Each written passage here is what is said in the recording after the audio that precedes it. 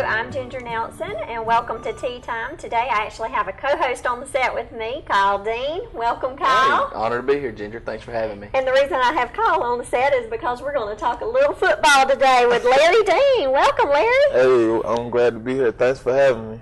Now, Larry, you are from Tifton. Yes, ma'am. Born and raised? Born and raised, Tift County. Yep. Graduated at Tift County High School? Yes, ma'am. In what year? 06. 06. Right. Played football? Yes, ma'am. Played football for Coach Seward, and then Coach Walls. For, I guess, all of high school? Yeah, all of high school, yes, ma'am. Played 4 years, 9th grade with Coach Bill, and then when I came over in 10th grade, I was with Coach Seward. Actually suffered an injury, and so I sat out that season, but then 11th grade, I was still Coach Seward, and then 12th grade, I was with Coach Walls when that was his first year here. Graduated from high school, and you went on to? Valdosta State, where I played for Coach Dean. Actually, when I was recruited by Coach Hatchett, Coach Chris Hatchett, but he took the job at Georgia Southern, and I was a redshirt freshman when he did that, so it was actually like I was sitting out that year, and then after that, Coach Dean took over. David Dean, no relation.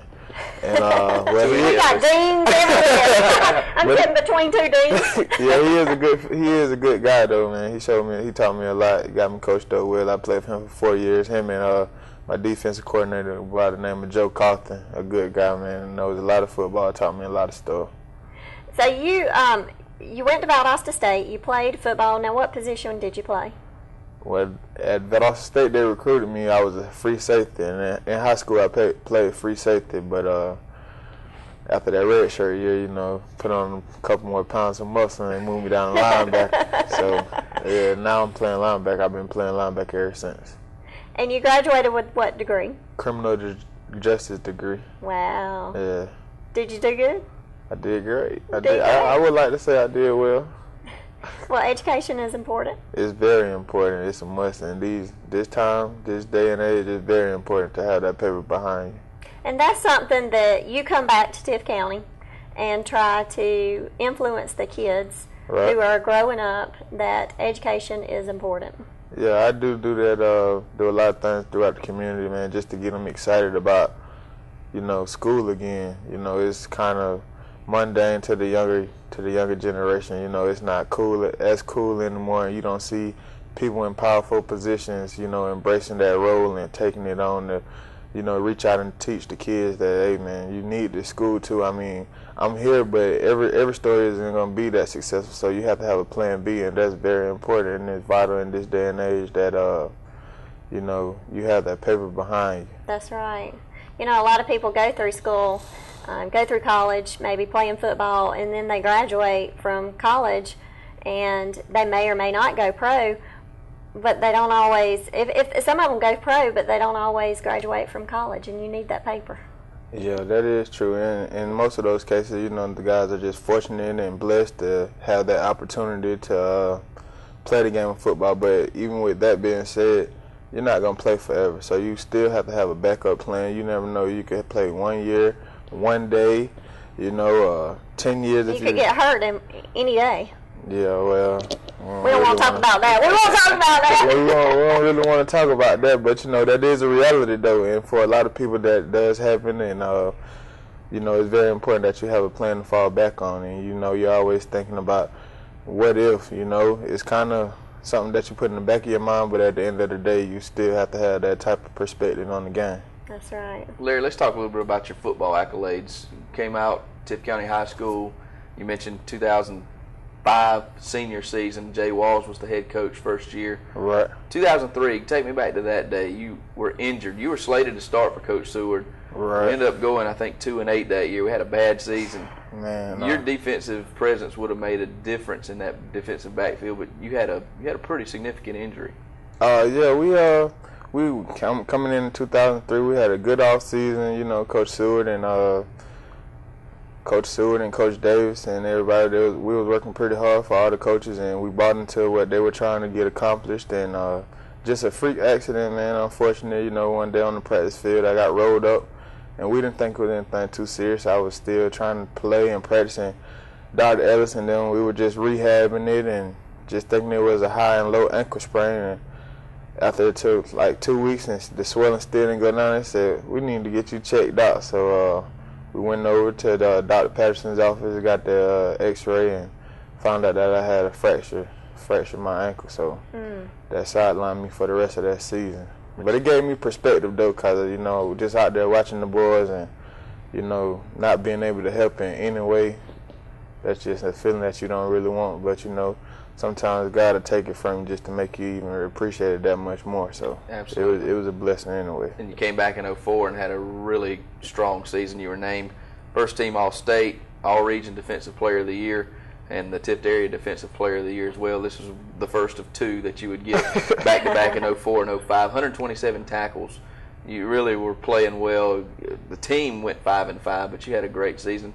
At this point, were colleges starting to contact you after that junior season? Yes, sir. Yeah, with Coach Davis and Coach Flowers, Tommy Flowers. He was the defensive coordinator at the time, and they did a good job of just getting me coached up, showing me the proper angles to take, you know, from playing that free safety position, filling the alleys and whatnot. And they put a lot on my shoulders. They let me lead the boys, you know, my teammates. They let me lead, and I embraced the leadership role. And, you know, I knew it was going to be important. So, but yeah, college was contacting Coach Seward, and he was telling me, you know, you're gonna have a chance to play on Saturdays, you know, coming up in the future. So I definitely started taking it serious.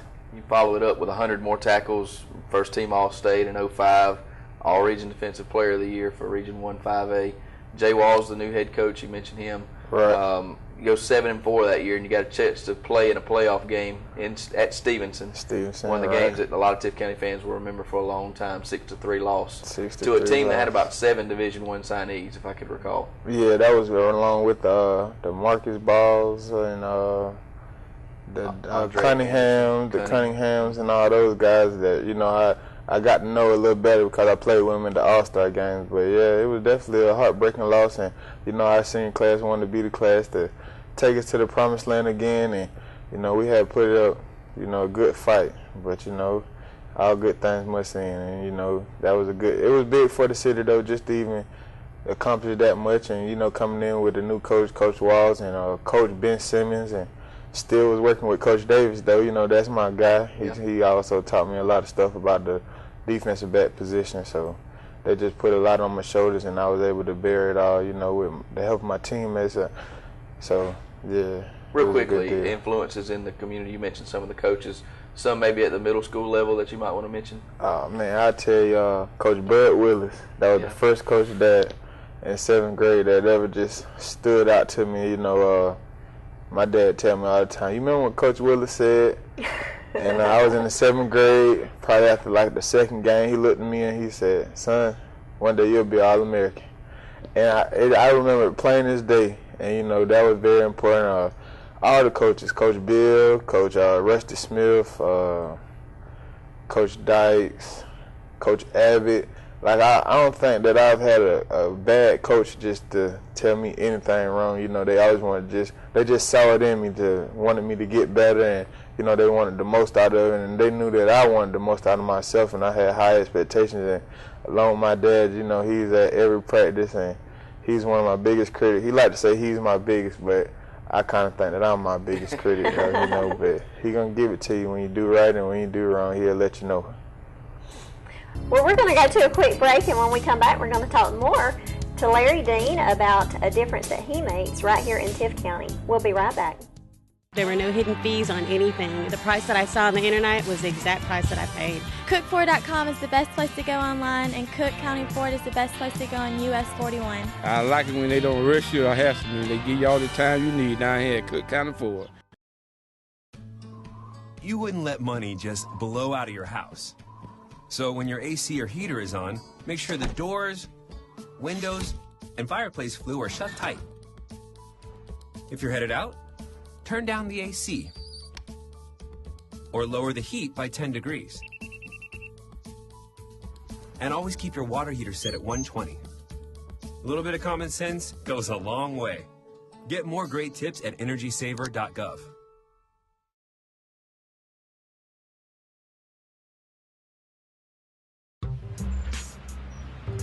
I'm one unlucky guy. The chance of being involved in a robbery is 1 in 757. The chances of being struck by lightning. 1 in 750,000. Please fasten your seatbelts for unexpected turbulence. The chances of being a victim in an airline crash? 1 in 29 million. Hey, could I get some peanuts? The chances of being involved in a car crash are far greater than lightning strikes and plane crashes. And if you are texting while driving, your risk of crash increases 23 times. Now, I may be an unlucky guy, but I don't have to be part of that statistic, and neither do you. Drive responsibly.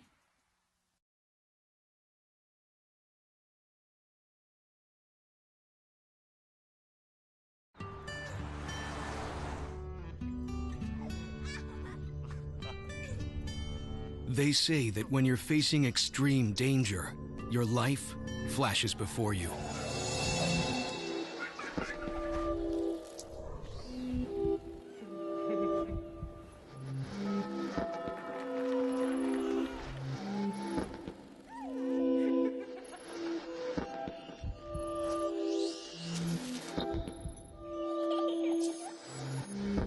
If you think that's sad, consider facing it before you even have enough life to flash before your eyes.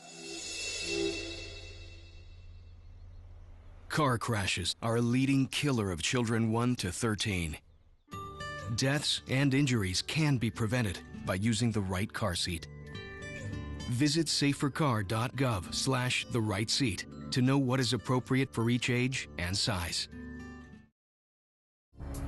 Welcome back to Tea Time. We've been talking to Larry Dean, and he is with the Minnesota Vikings, but he is right here from Tifton County. Yes, ma'am. That's me. Now, we were talking about your high school football career, and then you moved on to Valdosta State. Right. Can you tell us a little bit about your first year there? Well, actually, my first year there, I was a red shirt. I got red shirt, so that means they see something in you, either personnel-wise you won't play as much, or you won't get your full fulfillment out of the, you're using up your year, so they'll red shirt you and either let you get bigger, faster, stronger, or just let the game come to you more, mentally-wise. And at first I didn't understand it, but I wanted to play right away because I felt like I was more than capable of doing so. But with that being said, I sat out my first year, was a red shirt, just learned the game more, and after that, my second year, which was basically my freshman year again, I moved my position. They changed me to outside linebacker with the convincing from Coach Joe Carlton, which was the new defensive coordinator, and I was starting at outside linebacker, and it was a pretty good year. We went on to win a national championship, so I don't really have anything bad to say about that. Yeah. Now, Kyle was talking when we went to break something about your graduation.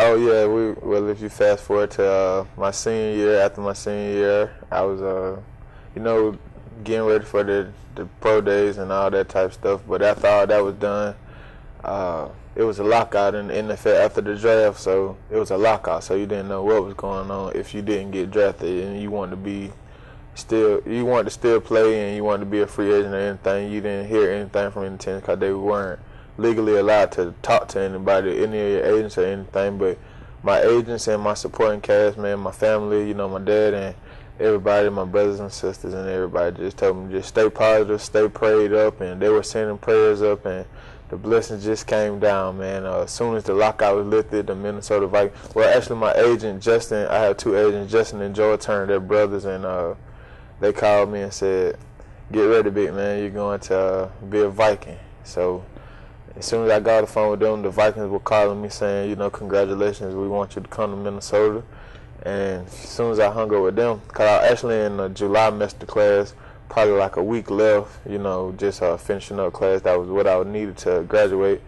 Dr. Levy, he was acting as the president at that time, the interim president, because they were going through something, and they called me right after that, and they said, we're going to graduate. You're going to graduate today, so get your family up here. We know you're right there from Tifton, so we're going to give you like an hour to get your family together. And they came up. We had a special ceremony, the first one that they ever done, and I would forever be grateful to Valdosta State for giving me and my family the opportunity to share it. And right after I graduated, I already had my bags packed. We drove right there to Valdosta Airport, and I got on the plane, and it was history. Amazing. Yeah, what a great story. And after that senior season, Larry, you were named All-American. The prophetic Bud Willis, former Tifton Blue Devil and Moultrie head coach, said that. Longtime J.T. Reddick Middle School head coach.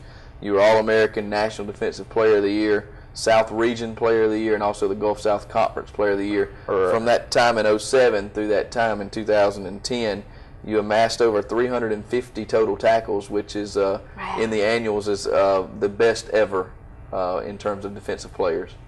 What's it like? I mean, talk about the guy whose record you broke, and also another former Blue Devil, Ryan Branch, is in the top 5 in total tackles at VSU. But talk about the guy whose record you broke. Jesse Tuggle, man, he's a good guy. He's a great guy. I talked to him a couple times. You know, he was the Atlanta Falcon great. You know, he did a lot of good things for the Atlanta Falcons, also for the Valdosta State Blazers, and it's just, you know, it was a special and humbling experience just to, you know, even be mentioned in the same breath with a great like Jesse Tuggle. And, you know, once I started approaching the record first, you know, I ran to Coach Branch. He saw me and, you know, he said, good luck, you know, and pinched me a little bit. You know how that goes. But then once I got a little closer, you know, I finally was able to, Jesse Tuggle reached out to me. He talked to me and he said, you know, he wasn't bitter about it at all. You know, records are meant to be broken, and he was happy that it stood for that long. And, you know, if anyone was to break it, he was glad that, you know, it was me, because he heard good things about me. And just from us speaking, you know, he liked my personality, and, you know, we kind of relate to each other. Being small in stature in the football world, you know, a little undersized, and, you know, the guys that, you know, kind of a have-not. And, you know, you definitely want to bring your lunch pail to work when you go into the field. So that's what it's all about, just having that hunger and determination. And with the record, I think that's what it all just wraps it all up into it. With you being evolving from the Pee Wee ranks to the high school to college to now the NFL, is it really a tight knit, like a fraternity of brothers? Yeah, it definitely is. I think that everyone that you share a locker room with, you'll never forget them. You can sit back and reminisce. I know, especially high school and even back to the middle school days, like I said, you kind of remember certain things clear as day, and football puts you into a perspective. You can remember things better because you're like, well, yeah, it was right when Friday night we were playing Moultrie, and, you know, it was right around that timetable, so you can remember things, and you remember the people that you played against, and then you meet these guys outside of the football sense, and, you know, they're good people. They just want to go out and compete like you, and, you know, you run into them, and now it's a networking ability, and, you know, if it's something that they could do for you or you could do for them, you know, you just automatically just feel that obligation because of the simple fact that, you know them kind of in a sense. Yeah, you signed with the Vikings. You make the team. You really beat out some veterans to get that spot. Excuse me. And the first game, you were telling me about this off camera. Right. Tell me about the Percy Harvin play on the kickoff. It was our first regular season game. We were playing against the San Diego Chargers, and we're getting ready to do kickoff return, which kickoff return is either a momentum getter or, you know, you try to get the momentum back on kickoff return with a big return. So it's a huge play, you know, and it only lasts about 7 or 8 seconds. But Percy looked at me. We were pretty cool. Me and Percy, a good guy. He looked at me and said, "Look, bro, I'm finna score. I see you in the end zone." So, you know, I'm a rookie. I'm already ecstatic because this is my first game, and a regular season game is different from preseason. Fans are going crazy and everything, and they kicked the ball, and 99 yards later, 6 or 7 seconds later, I ran up to him. I said, "You told me that." And he said, "I told you." And we ran off, and I'm hyperventilating. I can't breathe. I'm just over there just huffing and puffing. And Coach Prefer, Michael Prefer, that's the special teams coach. LD, we kicking the ball off now. You know, let's get it together. So that was my welcome to the NFL moment. You had to pull it in and get the emotions in check really fast. Oh, yeah. From scoring to now you're running down there trying to prevent the other team from scoring, yeah. And on that play, I made a tackle. So it was cool, yeah. But you definitely have to have your emotions in check, and you have to be physically and mentally sharp at all times, because it only takes one person to mess up or to give up a big play, and that's what you want to prevent. You played in front of some pretty big crowds in high school, 12 to 15,000 against the Moultries, against the Lowndes. You played playing a national championship game in Alabama, which was probably 25 or 30,000. But an NFL stadium has to be so much different. How loud is it? And do you even really know what's going on when you hear the crowd going? It's only certain times. For the most part, you block it out. You block out the noise, and you're just out there playing the game that you love to play. But in certain instances, I won't just get detail specific, but when we go to certain teams and they are chanting certain names, it certainly stands out to you, and you definitely will remember it. Yeah, so you try to keep that to a minimum. Now, what is the difference between playing football in college and playing football for the pros? It's not a real big difference, but it's at the end of the day, it's the object of the game is to score and stop the other team from scoring, and it's running and tackling, things that you've been doing since you were a pee-wee. Mm-hmm. But I would say the biggest thing is just the speed of the game is definitely a different level. There's levels to it, and the speed is one of the main things that stands out to me. Is the practicing different?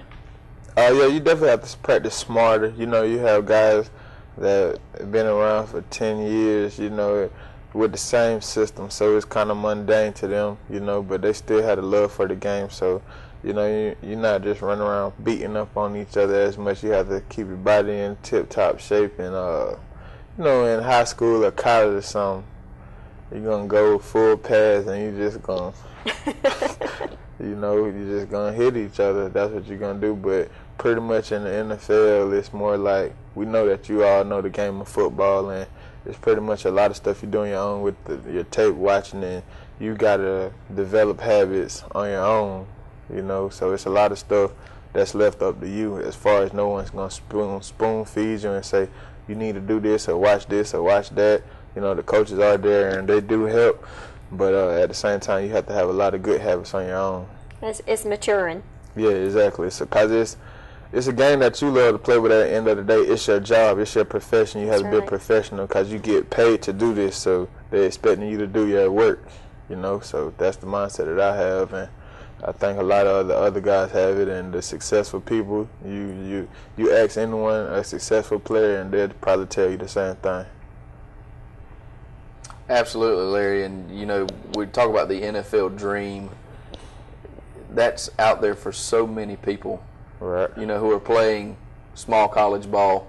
What's your advice to those folks who are playing at a Division II or a Division I AA school that, they're going to find you if you're good enough to play, but what's your, for people who are maybe thinking about giving up that dream? Oh, man, I tell them, your dream could turn to reality real quick. As long as you just put the work in and keep the faith, stay humble, and just stay prayed up. I know with me and my support system, prayer is powerful, and we pray all the time, and I know that they praying for me all the time, but definitely don't get discouraged, no matter where you come from, all different walks of lives, and if it's for you, whatever for you, it's going to be there. No one could take it away from you, but if you just keep the faith in, man, I would just say that's one of the main things, just keep the faith and stay focused. Don't get discouraged by anything, and like you say, with the talent, if you stand out, they're going to come find you. You'll get your shot. And just be ready when they call you. Just be ready when your opportunity knocks, and you have to answer that door. So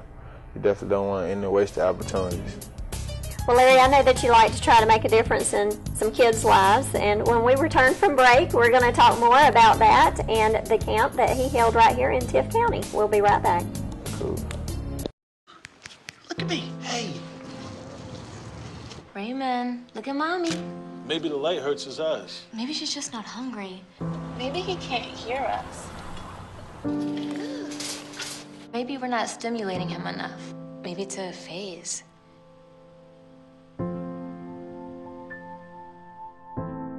Avoiding eye contact is one early sign of autism. Learn the others today. The sooner it's diagnosed, the better.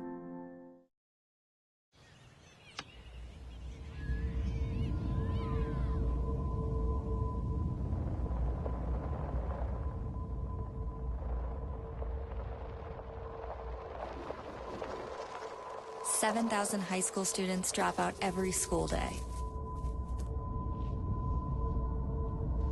Let's catch them before it's too late. To start helping students in your community, visit boostup.org. Summer is here, and it's time to spruce up your home. At Home on 12 has everything you need to make your home stunning and fresh. From coordinated bedding and monogram towels to unique home decorating items, you'll find a wide selection of beautiful pieces. If you want a new look but you're unsure of where to start, At Home on 12 offers interior design services as well. The professional framing shop has a great selection of frames and mats for artwork, family photos, and more. Visit At Home on 12 at 1202 Highway 41 North in Tifton, online at athomeon12.com, or by phone at 387-8888. Welcome back to Tea Time. We've been talking to Larry Dean. He is with the Minnesota Vikings, but he graduated high school right here in Tift County. Yes, ma'am. Tifton bred. Now, speaking of Tift County High School, you held a camp. Right. It was your second annual camp here? This was actually my first football and cheer camp from the upcoming grades of 3rd to 8th. And we had a good turnout. The rain kind of put a damper on things, but me and Coach Jennifer Dean, we did a good job. We had a backup plan. We had a plan B, so we didn't really miss a beat. And all the kids came out and they had a good time and enjoyed themselves. And it was a good parent supporting. They stayed up and watched the kids, and the cheerleaders cheered the boys on, and the Coach Dean, she did a good job. No relation. We have no relation. Another Dean with no relation, but she did a good job with the girls, and they had a good time.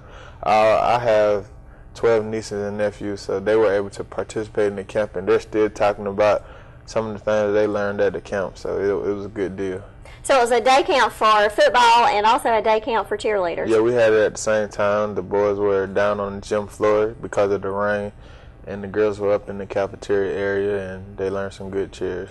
And you had over 100 participants for the football. Yes, ma'am. Over, maybe I would say like 120 for the young boys, and maybe over close to like 70 for the young girls. So it was a good turnout, even on a rainy day. I'm glad that, anytime I do anything throughout the community, they come and they embrace me with open arms, and they support me like no other. So I'm happy for that.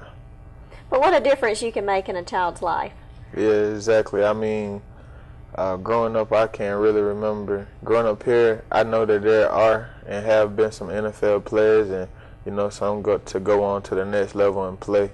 But I don't think that I've just remember offhand anyone coming back to my community and just spending time with the kids. And I know how important that is to be able to just reach out and touch an NFL player. At the end of the day, I'm just still the same Larry, little Larry from, some of my folks call me because I am a junior. But like I said, I know it's important just to be able to reach out and touch me and ask me any kind of question. I'm very approachable. Anytime anyone sees me, I shake their hand, talk to them, spend a couple of seconds with them. It's no problem with me. I understand the importance of it. But I think that's great that you can go off. And for these kids, I mean, you're famous, and you still come back home and get down on their level. Right. And you're active in our community, your community that you grew up in. Right, yeah, it's definitely, like I say, I don't really see it as being famous. I'm just, blessed and fortunate enough to have made it to that level, and I'm just an instrument that God is using, so I definitely take that very serious, and anything that I could do to the community and for the community, I'll do it. And actually, like, my dad, he does a lot. He does a good job with a lot of things and turns me on to things that, is near and dear to his heart. So I embrace it too, because I know that he stands for a good cause, and we have a good backing, and a lot of the kids, know him and they know me, and it's important to us. Larry, there's a lot of ambassadors around South Georgia. You look at Leonard Pope, right, America's native. He does a camp in his hometown. Right. Charlie Ward down in Thomasville.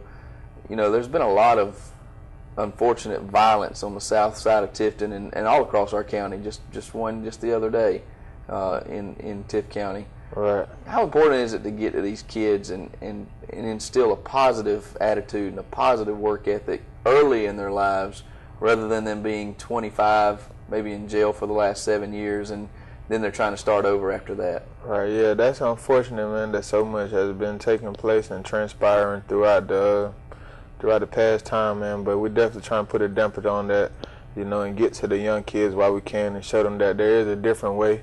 And, you know, if you just stick with it, you know, in the long haul, it'll pay off. And I'm a prime example, you know, and everyone who knows me, you know, a lot of the older people, they see me come up, you being one of them, you know, you saw me and, you know, you went through this thing with me, and everyone can attest to what I've been through, you know, and, you know, the things I've seen. But it's definitely important that we get to the young kids and just continue to talk to them. You know, sometimes even when you think they're not listening because they're not responding to you, they are listening. They're going to take it in. You just have to keep talking to them, keep talking to them. That's what I do. Just keep talking to them. I mean, it was very important, though, that we reach out and get to the youth. I'm sorry, you go ahead. I'm sorry. You talk about the kids and getting back to them, and you know, the education. You talk about that piece of paper. That's probably the thing you talk about the most. Right. Not the athletic side, but the academic side. Yeah, I mean, for the most part, they know what I do for a living, and they see me out there every Sunday, and when I ride through or whatever, you know, it's a couple questions that they ask me about this player or that player. You know, everyone wants to know, how's Adrian doing? As in Adrian right. Peterson. But like I tell them, Adrian's a good guy, but Adrian also has an education. And you can be exactly where he's at if you just work hard. And, you know, like that's why I do the back to school rally, and I'm trying to get kids excited about going to school. So I'm giving them school supplies. So, because, you know, that's half the battle right there. If you're being prepared and, you know, you're just showing up and just having stuff to get you excited about school. So we give away cool Nike book bags, Jordan book bags. We go to Walmart, Kmart, and get the little light up Spider-Mans and, you know, Dora the Explorer. I see Justin Bieber book bags in there. I got a couple Justin Bieber book bags. You know, it's a little fan craze, but, you know, anything that I could do on my end to help the kids get excited about it, I definitely do it. And anytime I'm talking and speaking with the younger kids, I'm definitely preaching that message, man. Stay in school. You could do this. All the professors and teachers here, they're here to help you, you know, and you know, someone come down hard on others because that's what they feel that they need at the time. But in the long run, you'll respect it and appreciate it. The back to school rally you just touched on. When did you start this? This was my second year, so I did it last year. It was a great turnout. We had a couple sponsors, you know, and a lot of it I just put on my own shoulders, me and my dad, and our little family circle that we have, and you know. We did a good job with it. It was a great turnout last year. It was pretty sunny. But then this year when we came back around with it, there was a lot more people and businesses around Tifton who were open arms to helping and cutting checks and with us. And like I say, every year it's just going to get bigger and bigger, you know. And even my teammates in Minnesota, you know, I want to thank Joe Webb, Mr. Raymond, Chris Summers. They all came down, and even a couple of the guys that I played with at Valdosta State who are alumni now, like Matt Pierce, who signed with the Tennessee Titans, and just a couple of Valdosta people from Valdosta. Mike Gilliard, he came down. He signed with the Cleveland Browns, if I'm not mistaken. He's with the Browns now, so I'm also bringing them down to show the young kids that they're from the same kind of walks of life like you, and everyone doesn't have the same story, but they're similar. And you know, at the end of the day, it all comes down to hard work and dedication. And you know, we coming down just to motivate, and not only me, cause you know I'm only one person, so I'm giving you plenty of examples. I brought like 8 NFL players down here, and you know a couple other collegiate players that I played at a different level, just to take it to the next level. You know, so that's what I'm doing. So you give these kids school supplies, right, to help get them excited for school. Yeah, to give them school supplies, help them get excited for school, and you know also just to give them supplies, because I'm not, you know, blind to the fact that, you know, some people that are just not fortunate enough to, you know, have the school supplies or the name brand school supplies. So, you know, I definitely try to do my best that I can, but you know, at the end of the day, understand that I am, you know, this is just me, and I'm getting my foundation up and off the ground. So for the most part, I hope everyone just enjoyed it. So, which I think they did. We had a good turnout, even though it rained both days, so we had to do both things inside. But we definitely had a plan B, and we put them both to use on both days, so we didn't miss a beat, and it was a good turnout. Yeah. So for the foundation, Larry, how can folks contact you guys? And you know, you talk about just getting this off the ground. How can folks be a part of it? Yeah, we definitely have a Facebook page, the Larry Dean Foundation Facebook page, and it's also an Instagram page at the Larry Dean Foundation. You can add us, tag us, or anything, and someone will get back to you. I've been looking on it because I've been responding to some of the messages that people have been sending me heartfelt, heartwarming messages, you know, who want to say thank you to all the kids, for doing what you do throughout the community and stuff. So I'm definitely seeing your messages and reading them, and I'm going to respond back to you as soon as I get time, I promise. Well, we're going to go to a quick break, and when we come back, we're going to talk a little bit more with Larry Dean, and I'm going to ask him a few questions about who inspired him when he was younger. We'll be right back. Why do savvy builders, quality remodelers, and serious do-it-yourselfers do business with LMC dealers like Short and Paul? Because quality materials, product knowledge, and buying power matters. We're part of a network of 1,200 independent lumberyard locations nationwide with billions of dollars in buying power that allows us to provide the quality products you expect at the competitive prices you deserve. So on your next project, stop by one of our 4 locations for products that provide solutions. Put our billion-dollar buying power to work for you. Hi, my name's CJ. A few years ago, my father became seriously ill. I did what I could do before he passed, but it took its toll. I lost my job, my house. I'm getting back on my feet, but I don't know when there'll be food on the table. How'd I do, CJ? We could be twins. Well, cousins, maybe.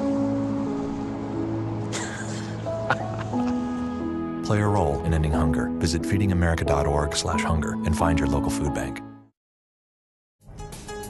Welcome back to Tea Time. We've been talking to Larry Dean, and he's been telling us all about his career and making a difference in children's lives, and letting them know that, you know, you need to continue school, you need to get that paper. And now, I know for a lot of kids here in Tifton, you know, they look up to you as a role model. Can you tell us who was your role model when you were growing up? Who did you admire most? Oh, man, there's been so many influential people throughout my life, you know, a lot of coaches and stuff, but I would be, you know, amiss if I didn't just mention my dad. Everyone know how close we are. We're more like brothers, you know.